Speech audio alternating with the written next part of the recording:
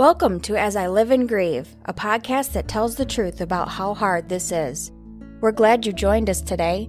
We know how hard it is to lose someone you love and how well-intentioned friends and family try so hard to comfort us.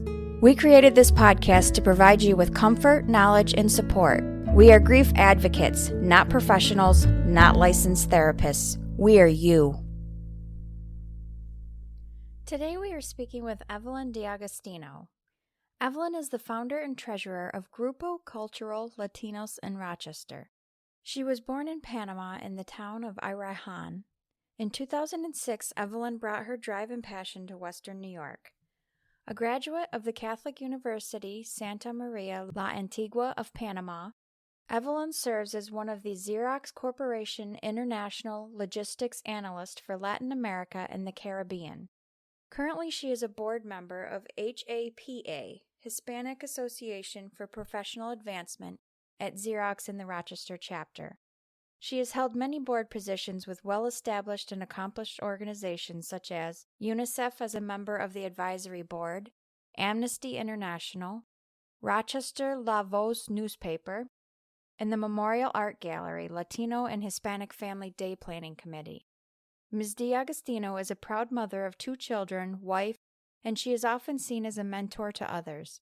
Her dedication to the organizations she serves has not only inspired her audience, but has managed to help create an awareness of the Latin America folklore while integrating the culture and diversity of others.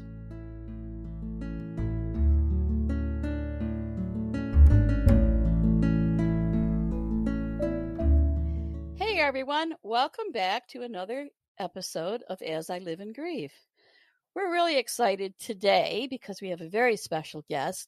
We are fast approaching the holiday known as, and I will just issue my disclaimer now, my apologies. I am not a Spanish-speaking individual, but as I understand it, my English pronunciation of this is Días de los Muertos. It's right around the corner, and today we have with us Evelyn D'Agostino, who's going to really give us some deep insight into the traditions and the culture of this holiday. I can't wait. Welcome, Evelyn, and welcome to our podcast. Hi, Kathy, Stephanie. Thank you for having me. We wonder if before we actually get to the holiday itself, can you just tell our listeners a little bit about you? Okay, so my name is Evelyn D'Agostino. I am originally from Panama. It's a small country in Latin America, Central America, between Costa Rica and Colombia. And I am the founder of Grupo Cultural Latinos in Rochester. When I moved here to New York, to Western New York, there were not that many people from Panama. So I decided to start sharing some of my culture. I met with other families from other countries, and some of them are from Colombia, Mexico, Brazil, Panama, Puerto Rico, Dominican Republic. And we decided to create a 501c3 organization that focused on sharing the diverse folklore and traditions of Latino community in Western New York. And Dia de los Muertos is one of my favorite traditions. I am so glad that you invited me, because something that drives me crazy is when they say the Mexican holiday. I'm like, what? It's a Mexican holiday. And now when you're dressed with school, are you talking about the Day of the Dead when we celebrate or living the past to the eternity? You call it Halloween? So I thought it was really rude and weird. Like, well, why? Halloween is so spooky and scary, and the Day of the Dead is a day with so much love. It's a day that we start preparing for the entire year, and we can wait to see and hang out with those that went to eternity, and it's a day for us for celebration. So it's a lot of misconception on the celebration. Well, and we are going to dispel a lot of those misconceptions today in our very brief time together of 30-some minutes, but we're going to give it our best shot. I went to a conference in Texas a couple of years ago now, before COVID, and they really described Day of the Dead and what it was about. And I'll admit admit I had a little bit of an idea, but when they really got into the details of it, I was like, okay, I loved this tradition before, but now I really love it because it's a celebration of those who have passed. And it's, offering favorite foods and just concentrating on them. And I think that it's great. And people need to realize that it is a celebration of your loved ones that have passed. And that's one of our goals of this podcast. We want death, dying, and grieving to be a topic that can be discussed in general conversation, not something that needs to be whispered to each other or anything. We want it to be a celebration, and we want the people we love that have died, we want them to be remembered. Mm-hmm. And this is such an exciting opportunity to do that. So we're going to look at it primarily from the slant of this celebration in Mexico, because I think that's the concept that most people are familiar with. And then we're going to touch more on what it might be like in other countries or other cultures like that. The first thing many, many people connect with this holiday are the sugar skulls. I did not realize until I read somewhere, and I'm hoping it's accurate because I love it, that most of the skulls are smiling, but it's because they're laughing at death. Can you tell us more about the sugar skull? So the sugar skull is one of the many traditions that is part of the celebration. It's an exchange. You make the sugar skull smiling, and it's kind of like to remember those that went. They have to be smiling because they don't want you to think that you are suffering. It's like when you are going to welcome somebody, you have a guest. You want to bring some happiness to them. You want to decorate the house, you put flowers, you make those food that they like, because that's our guests that day. That's the day that they can come, they can visit us, and we want to make sure they feel welcome, that they are happy to come and visit us. And that for Mexican is very, very important. That's really nice. Now, again, Day of the Dead. I thought it was a day. It's not, is it? It's 2 days. And as I understand it, within those 2 days, there are really 3 types of celebrations? It started on the 31st, so that's kind of like overlap the tradition of Halloween, because it started on the 31st and it goes all the way until the 2nd. So it is, if you look at business days are 3 days, we start with the midnight to midnight, so kind of like 2 days.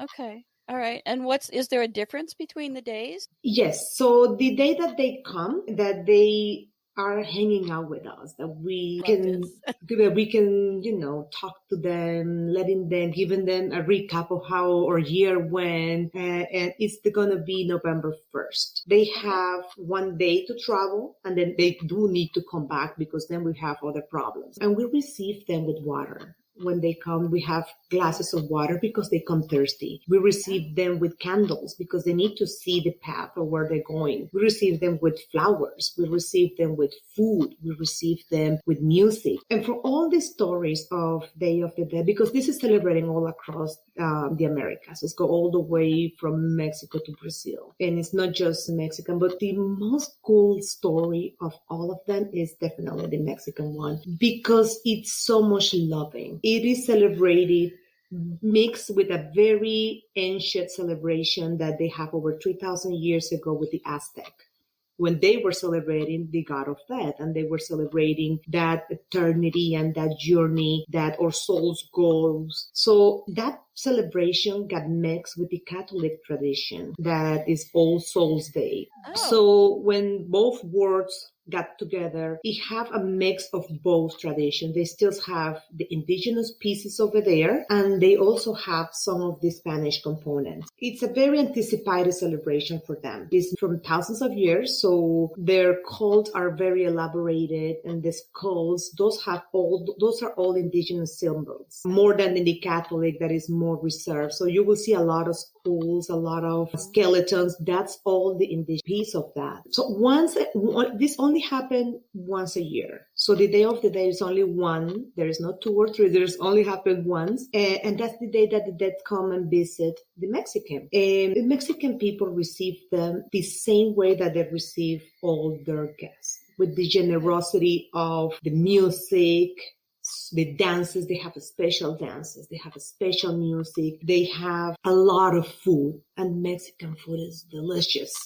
So they are really generous on that piece. And this is the day that they receive everybody that they love, everybody that was part of them, that celebrate a piece of them. So they do it with a lot of loving. So that story is beautiful. It's not spooky, or it's not a Halloween where you're trying to scare or you play that horror. It's nothing like that. The music is really happy. It's not like a solemn celebration. No, it's like a party. It's loud. I mean, they have different songs that are more quiet because you cannot be loud all day. Eventually, the musicians have to rest and they play the more. But the musicality of Day of the Dead is really generous, just like Mexican people are with their heritage that have a cross that is conquered the entire world because it's so colorful. They make an altar with flowers. It's called calendula flower. Right. In Spanish is calendula. My friend used to say That's okay. the pictures. They put pictures of their death. They put food. They put water because, as I say, it's a long journey and they come thirsty. They put the candles and everything. It's not only in their home but also in the cemetery. And this is the way that they take care of their death. This is their get together. That's the moment that you can see them, not see them like with your eyes, but that's the only day that you have. They bring mezcal, which is kind of like a tequila because you have to drink, they're looking forward to celebrate. Celebration, right? Yes. And they sit down and they have conversation. They talk to them. And in a very loving way. And this only happened one day. So the 1st of November. And then after that, they have to go back because then things get complicated. As I say, you don't want a bunch of them here hanging out with us. So they have to come back and finish and do whatever they're doing down there. The death for the Mexican people are all the people they used to love. They still loving very much. But they are also the maps where our love have been. So it's really important that connection is always there. It is part of our own stories. So that map, it's pieces of our stories. My grandmother, their great-grandmother, in many traditions, normally I'm named after my grandmother, and my kids is named after his father and grandfather. So you will see many Marias, many Marios, many because it's a generational. You normally name your kid after somebody that passed away. So that's kind of like one of the traditions. Sure, Doesn't mean everybody is following, but keep that person alive through their name. Mm-hmm. Exactly. Yes, because we have shared so many moments with them. So it's from our love today to them that this tradition and this celebration takes place. It's not taking place because it's just a random holiday. No, it's a love for those people that went ahead of us. So it's a cheerful, it's not spooky, and we receive them with those little sugar skull and we decorate them with flowers. And something funny is during the Mexican Revolution, it was a painter that used to make fun of all the high class, all this aristocrat class that was so inaccessible. And it was a very exclusion in Mexico. So the whole context was not related with the people. So he started doing a political statement and he started painting people like skeletons with very elaborated outfits and feathers and glamour, and it was his way to make fun of this society that it was not related with the Mexican, with the indigenous people, the hardworking people. It had nothing to do with them. So that was their way to make fun of them. Out of that, it came out the Catrina. And the Catrina is a very fancy skeleton female with a nice hat and outfit. So if you have a Google with you... That's my namesake. My name is Kathleen. Yes, so the Catrinas are now part of the Mexican folklore. It's part of the Mexican culture. So you will see very fancy ladies with skulls during Day of the Dead because this is kind of like an icon for them. Okay. So what else we have? So we have the Catrinas. We have the calacas, which are those little sugar skulls. We have the mezcal, the tequila. We have the altars, the flowers, the candles, the food, the music. And they also make a special bread with little bones on them that is only made for that. A little it's a bread, a special bread with bones. Bones? Yeah, with little bone shape out of bread. Oh, little decorations. Yes, okay, I thought maybe they were really putting bones in this bread, and I was like, wait a minute. Like they make a little decoration with that. Oh, and all this make the Day of the Dead very loud and celebration, something that it's not seen every day. And that's how Mexicans are. They are really, when it's time of their traditions, they always go the extra mile. And that's something that I really admire of their culture. Yeah, yeah. Now, what happens the second day, though? If at the end of the first day, everyone goes back, what happens the second day? Oh, they still play music and they still tell the stories. Yes. Their presence is not there. No, but it's a continued celebration. They still celebrate 3 days because you never know when is the last moment there. So they celebrate all 3 days. That's true. It's a celebration to send them off, too. Yeah, they have to send them back. True. That's very important. That's true. I have a question about the funerals in the Mexican tradition. When someone passes, our funerals and everything tend to be that solemn type. Do Mexicans, their funerals, or is that a celebration of their life even though they've just passed? No, it have to be solemn. Okay. Because the dead needs to know that they have to go. Okay. That is their time. That's the message you have to send them. So, hey, we're sad. You have to wear black because otherwise they won't know that they're gone. So you have to let them know by wearing black that is their time to go. Huh. So they just need to go and then they can come back. And then they come back on November 1st. Right. That's when they come back. Yes. What a wonderful way to kind of view that, you know? I mean, and think about it for a moment. If I knew, I'll tear up. But if I knew certain people could come back, right, I'd celebrate it every year too. Yeah. Yes. How would you not?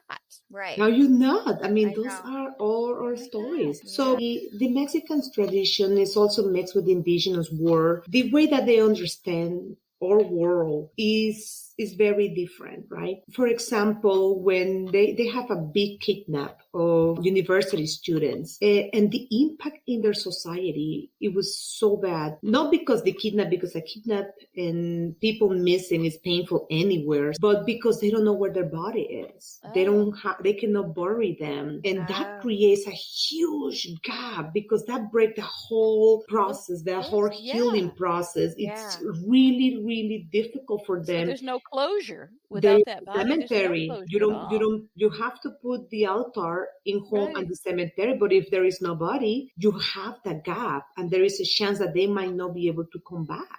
And that is so painful for the family. So that's why when they have missing people, it's extremely, extremely difficult for coping for the families. It's really difficult. Right. Because they do need that body to go on November 1st and put your altar. And when they have no body, it creates a huge gap in their society. Yeah. That's an interesting perspective that never occurred to me. Yeah. It really is.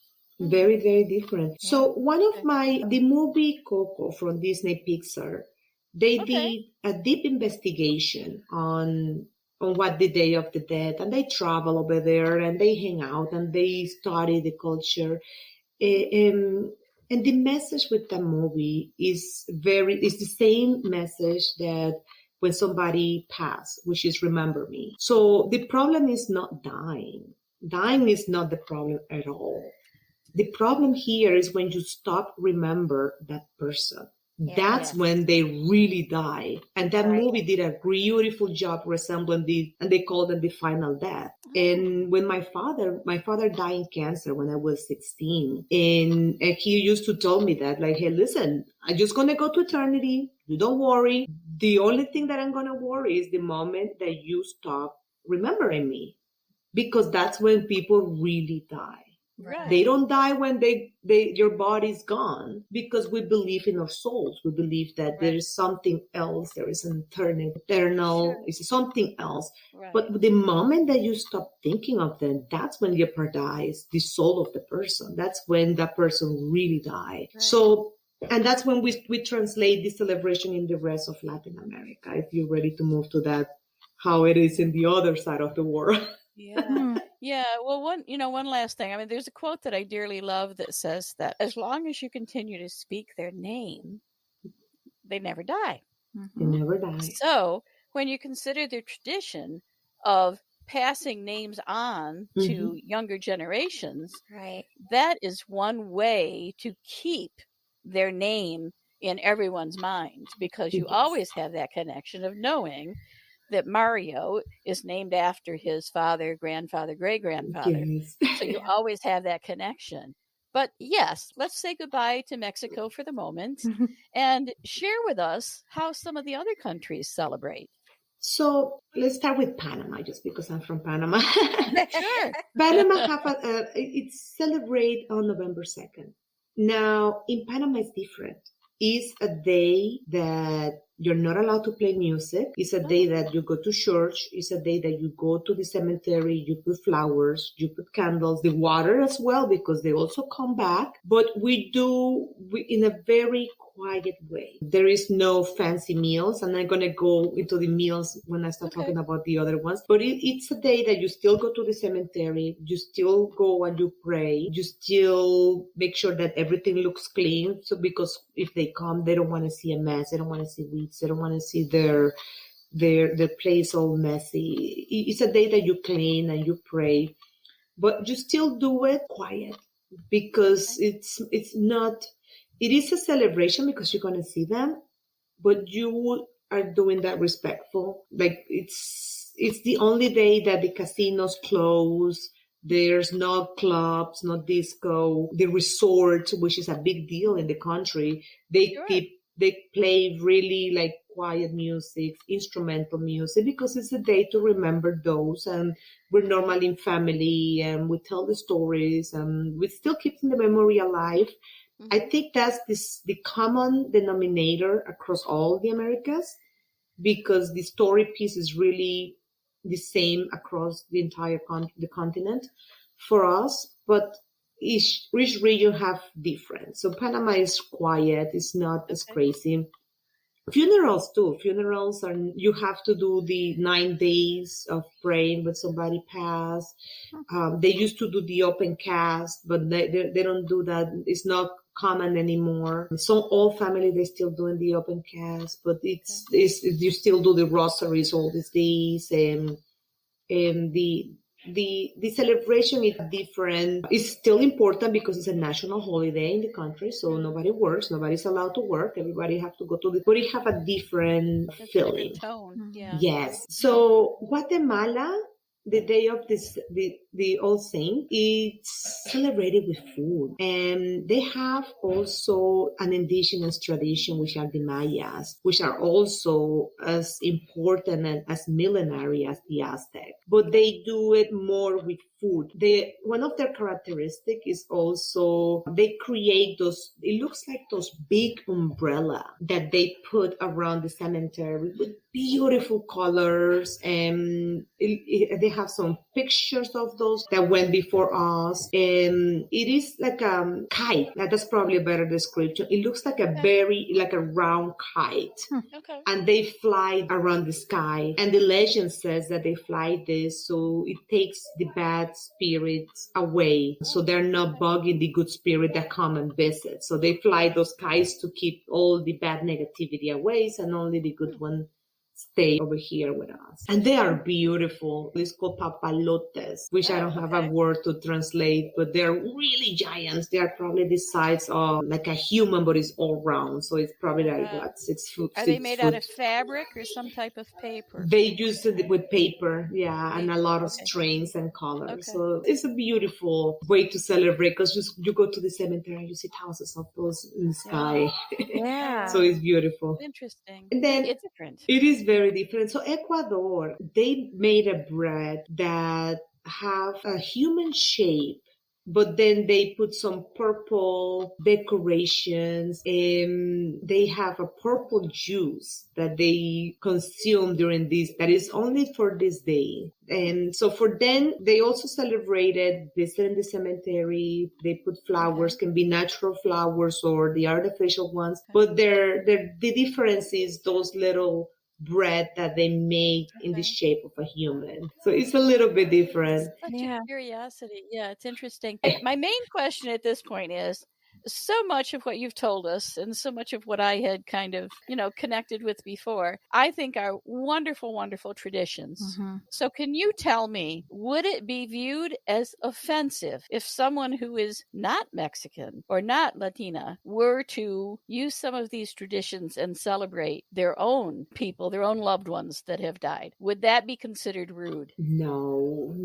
Okay. When I took my daughter to see Coco, I remember that she came, we should put a dead people table so we remember those that went away. And she really liked that idea. And I was thinking, you know what? It's true, because I don't have many pictures of my family that went ahead. Yeah. And again, the whole idea of celebration is to bring a different perspective of another world. But maybe that world is not yours, but it helps you cope. It helps you see life in a different way, because losing somebody important is really difficult. Again, those are the maps that build, some of those are the ones that help us, that guide us. And if you can have a little hope, maybe it was a kid that you lost, that how can you heal from something like that? Or maybe it was a wife or a husband. Like, those are very, very deep, painful way. And if some other culture helped you heal and remember them, and you want to build an altar at your house, and you want to put that day pictures and candles and water with the hope that they maybe see the lights and come and visit you for that day, why not? Why would that be offensive? It would be offensive if you do it exactly what I wanted to hear. Why? No, because it's a celebration made with all the love.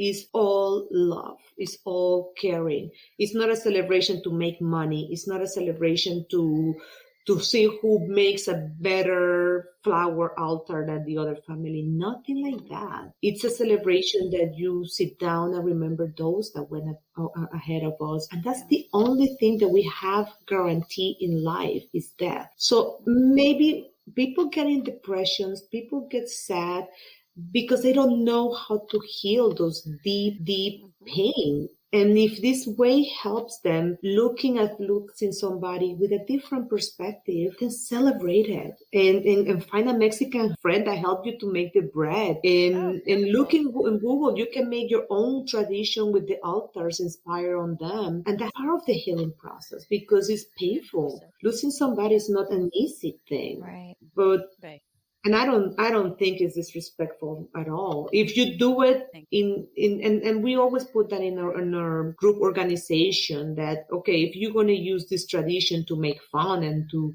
go trick-or-treating and offend somebody and because you're offending somebody else's father or grandfather, that's what it means for them. So that's when it's offensive. But if you're doing it as a healing process or sharing culture, it's just, I will be honored. I will be excited, and the curiosity, that's what brings people together. And that's how we can collaborate as community, by knowing each other's traditions. It's really important. Beautifully said. Beautifully said. Yes. Well, I fear I really must start to wrap up. So before I actually say goodbye to all of our listeners and to you, Evelyn, we want to offer you just a moment or two to speak directly to our audience without us asking questions, anything like that. You are free to talk about your group and the work you do. You can just offer some words of comfort, anything you would like to say to our listeners around the world. But thank you for the opportunity, Kathy. Yes, you can follow us under Folklore Latino in Instagram, Giggler on Facebook, or Grupo Cultural Latino in Rochester, New York. We are upstate. The weather now starts changing. It's fall here, very rainy and cold. And it's a good evening to think on those that are no longer with us. Never forget that they really, really are gone the moment that you stop thinking of them. So share the stories with your kids. Always have a tradition that they used to celebrate. My dad used to love the chicken soup. So we have one day that is a chicken soup day in honor of that. And it doesn't have to wait all the way to talk to them. Talk to your loved one. Ask them for advice. Just put close your eyes and say, hey, I'm having a hard day. What grandpa will do in this scenario? And don't lose that connection with them. Even if they're not physically with us, there's always going to be connection. Our blood are tied together. We still share last names. We still share our DNA. We looks like them. So never forget that there is something on them living inside us. And another thing that we do during Day of the Dead, have a picture and just say, hey viejo, hey old man, how are you? Those are little details that will help you through the healing process. It will help you because you will never forget that special one. They're always going to live with you forever. Right. And you have to deal with that. You have to live with that. But it's your attitude what matters. How do you live with that? Or you are on pain, or you look at this as an opportunity to still be connected with them in a different way. And how do you connect? Like I connect with my dad with dance and music. I teach those music to my kids. I want my son to remember, because my dad was a musician. He was a great dancer and he loved music. So I want to make sure my kid is connected still with his grandfather through music and art.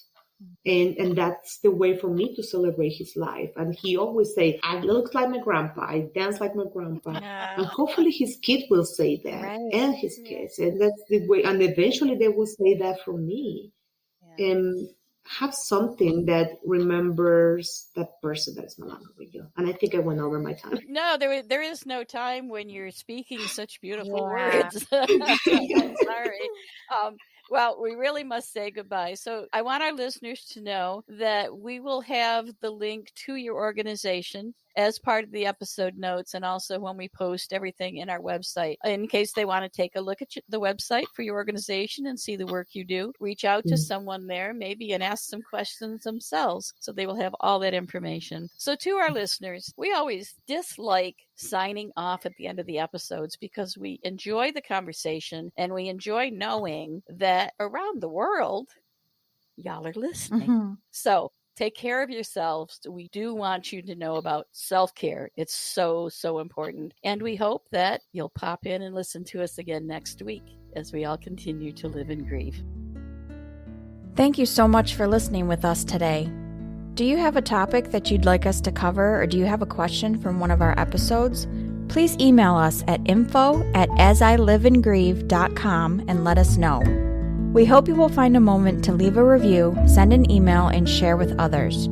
Join us next time as we continue to live and grieve together.